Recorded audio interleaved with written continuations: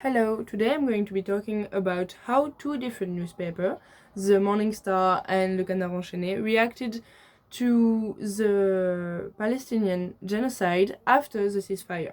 Because, of course, I think it's very interesting to see how newspaper reacted to the very slow but certain silence of the mainstream media after the so-called ceasefire, declared the 14th October 2025. So I have picked 12 headlines, 11, 12, something like that, who really have different approach of how to treat the subject. So the Morning Star really emphasize and humanize the victim while really showing who the real criminal, the real culprit of this whole, which is Israeli government. So and the French newspaper is a satire newspaper, so he chose the approach of ridiculizing and really laughing at the Israeli government and their choices.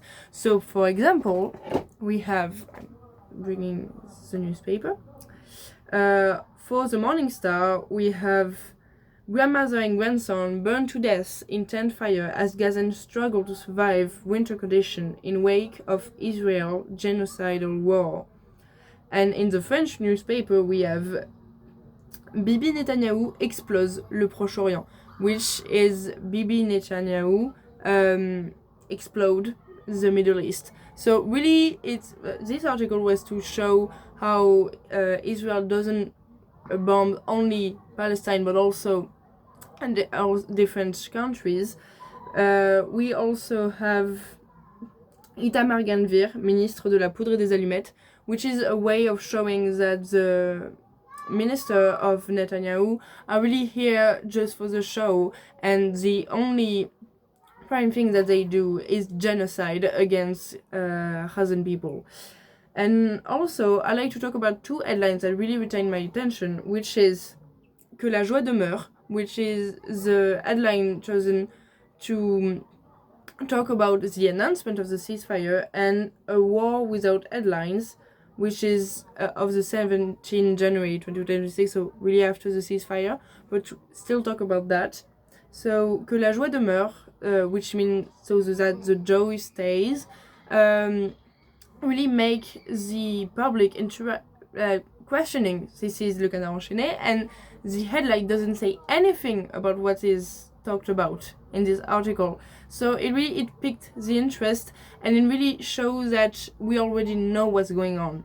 We already know that it's going to talk about the ceasefire, and so Que la joie demeure, it's questioning, it's intriguing. Why joy? There's no joy in that. It's really to show the lies of the so-called ceasefire, which A War Without Headlines is really, it's a punching wall. Like it's really good. It's a one-liner, A War Without Headlines, to show how other newspaper and other media doesn't talk enough about Palestine, and we already know what they're talking about. We already know that they're talking about the Israel-Palestinian war and not Ukraine, not any other war. It really takes the cultural approach of we already know what they're talking about.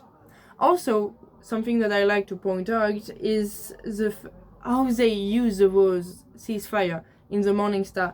They put it under quotation mark in these headlines, dating of the 1st of February 2026, Israel to reopen Gaza's Rafah crossing with Egypt following bloodiest day of the ceasefire. The ceasefire is under quotation mark, and the bloodiest day, 31 deaths in 2 days in the so-called ceasefire. It really was to point out the irony, the hypocrisy of the Israeli government calling a ceasefire, which they did not stop killing people. They did not.